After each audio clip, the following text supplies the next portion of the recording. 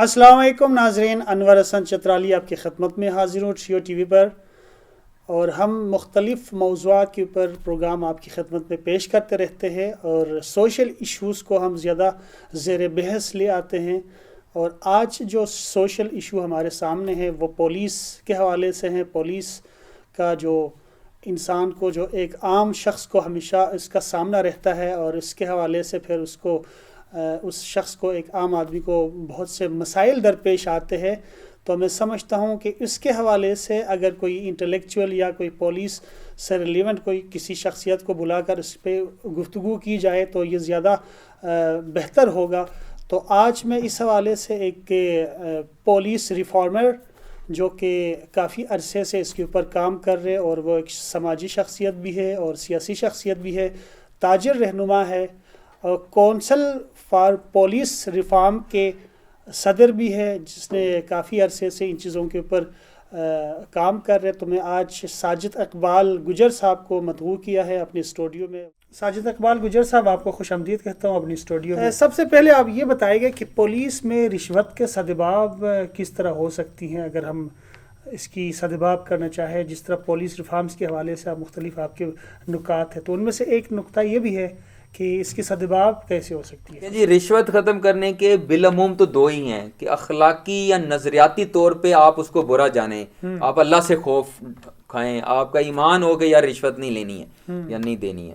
دوسرا یہ ہے کہ سزا کا خوف ہو، جیسے چائنا میں ہے کہ آپ سرکاری بندہ رشوت لیتا ہے اور اس کے کوئی کانسیکوینسز خطرناک ہوتے ہیں تو اس کو ہینگ کر دیتے ہیں، تو اس کی ڈر کی وجہ سے انہوں نے رشوت اپنی مینیمائز کر لی ہے۔ اس لیے ہم نے بھی مطالبہ کیا ہے، اور آپ لوگوں نے اعتراض بھی کیا ہے کہ اتنی بڑی سزا کہ آپ رشوت پر سزائے موت آپ نے کیوں مانگی ہے؟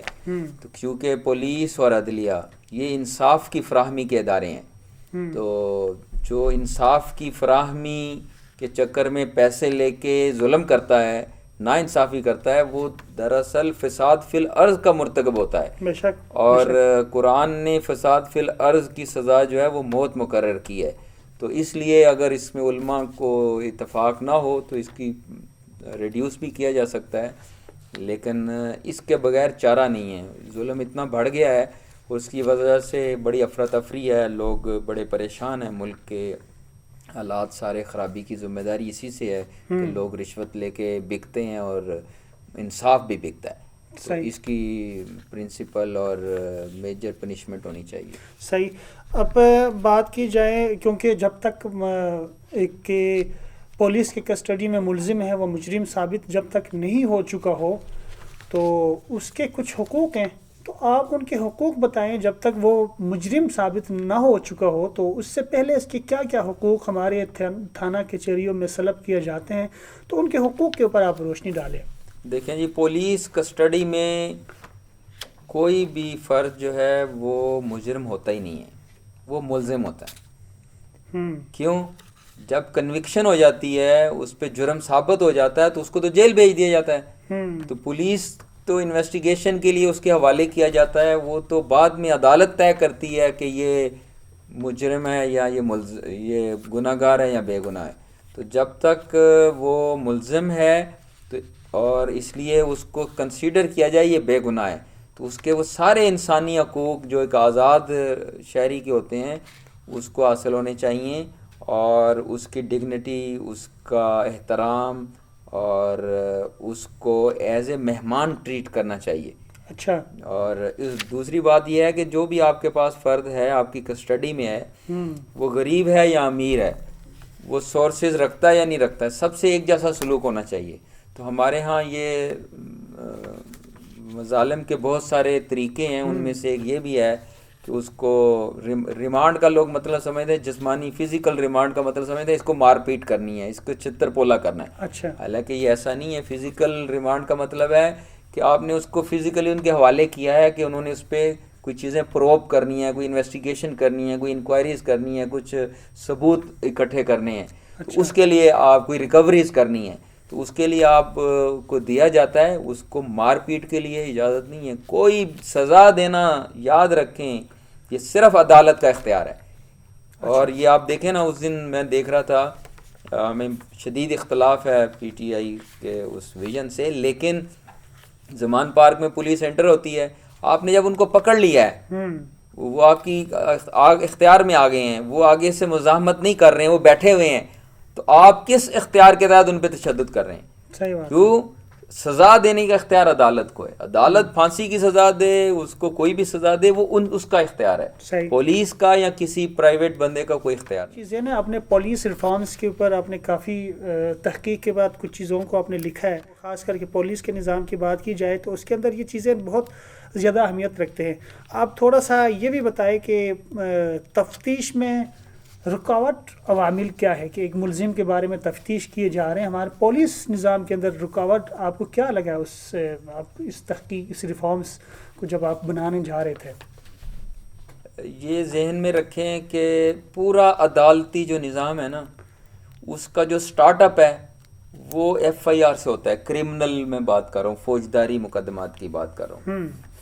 تو اس کا ابتدا ہوتی ہے ایف آئی آر سے، اور ایف آئی آر کے بعد انویسٹیگیشن ہے، اور investigation is the part of judiciary proceedings. اچھا.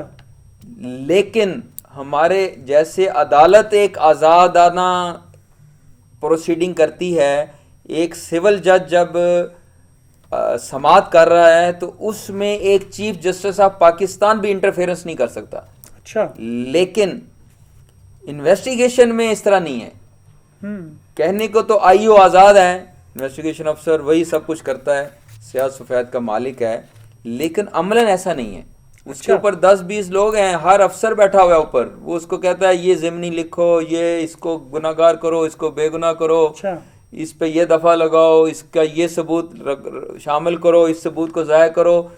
تو وہ آئی او کا نام کندھے استعمال ہو رہے ہوتے ہیں، پیچھے کبھی ایس پی، کبھی ایس ایچ او، کبھی ڈی ایس پی، کبھی ایڈیشنل ایس پی، کبھی ڈی آئی جی، کبھی آئی جی، 1000 لوگ ہیں جو اس پہ اثر انداز ہو رہے ہوتے ہیں. تو ہم نے مطالبہ کیا ہے جیسے ایک جج اور عدالت کی پروسیڈنگز آزاد ہیں، اس میں کوئی انٹرفیئرنس نہیں ہے، اسی طرح آئی او میں بھی کوئی انٹرفیئرنس نہیں ہو سکتی. ہاں، اپیل کے حق، اور اگر کسی نے زیادتی کیا ہے تو اس کے مدارج ہونے چاہیے. اچھا، تو یہ ہم نے مطالبہ کیا کہ اس کو آزاد کیے بغیر، انویسٹیگیشن کو آزاد کیے بغیر آزاد عدلیہ کا تصور محال ہے. صحیح. پولیس ملزم کو کتنے عرصے تک کے حوالات میں رکھ سکتا ہے؟ ملزم کو کتنے عرصے تک اس کی وہ یہ تو عدالت پہ ڈیپینڈ ہے نا کہ وہ آپ کو ریمانڈ کتنا دیتے ہیں. اچھا. تو عدالت میکسیمم ویسے 14 دن کا ریمانڈ ہوتا ہے، تو لیکن وقفوں سے دیتے ہیں، 3 دن دیا، 4 دن دیا، تو اٹ ڈیپینڈز آن اس کا کوئی زیادہ عرصے تک رکھنے کا بھی کوئی جواز ہے یا نہیں رکھ سکتا ہے یا کوئی؟ دیکھیں وہ تو اٹ ڈیپینڈس کہ آپ نے کیا تفتیش کرنی ہے، اس سے کیا چیز ریکوری کرانی ہے، کیا مقصد ہے. تو وہ آپ عدالت کو جا کے انویسٹیگیشن بتاتا ہے، اس سے ریکویسٹ کرتا ہے کہ مجھے اتنے دن کا ریمانڈ دیں. تو یہ عدالت کی ڈسکریشن ہے کہ وہ کتنا ریمانڈ دیتی. اچھا. اب یہ بتائیں کہ پولیس ملزم کو ہتھ گاڑی لگا سکتی ہے، اور کس ملزم کو ہتھ گاڑی لگائی جا سکتی ہے اور کس کو نہیں لگائی جا سکتی؟ کیا لگانا ہی لازمی ہے؟ اس حوالے سے دیکھیں یہ بہت ہمارے ملک میں یہ بڑی انٹرسٹنگ آپ کا سوال ہے، اور اس کا جواب بھی بڑا آپ کو شاید دھچکا لگے کہ یہ ہو کیا رہا ہے ہمارے ملک میں. آپ کو پتہ ہے جو ہتھ کڑی کا قانون ہے سی آر پی سی میں، کرمنل پروسیجر کوڈ، اس کی سیکشن 46 میں ہے، وہ ہتھ کڑی لگانے کا نہیں ہے، وہ ہتھ کڑی نہ لگانے کا ہے. وہاں لکھا ہے ہتھ کڑی آپ نہیں لگائیں گے. اچھا. Even you can't touch. ٹھیک ہے نا، آپ ایکیوز کو ٹچ بھی نہیں کر سکتے، الا یہ کہ وہ مزاحمت کر رہا ہو یا اس کے فرار ہونے کے چانسز زیادہ ہوں، نظر آنے والے ہوں.